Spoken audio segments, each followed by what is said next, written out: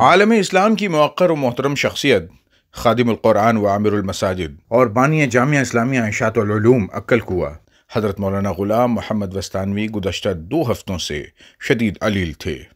12 روز سے ممبئی کے سیفی ہاسپٹل کے انتہائی نگہداشت کے شعبے میں زیر علاج تھے۔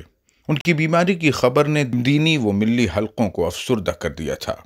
بالخصوص ان کی غیر حاضری میں احاطہ جامعہ مایوسی میں ڈوبا نظر آتا تھا۔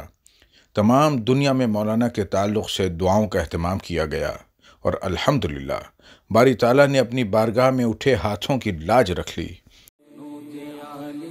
شفا یابی کے بعد آج جب مولانا وستانوی صاحب کے جامعہ پہنچنے کی خبر ملی تو لوگ جامعہ کے میدان میں جمع ہونے لگے۔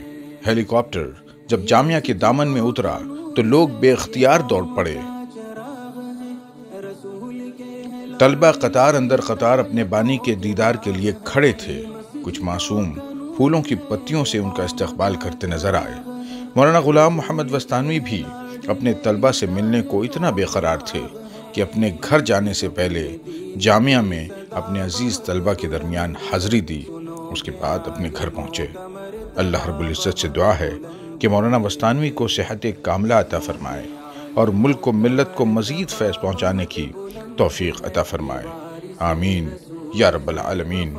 Report team الوستانوی۔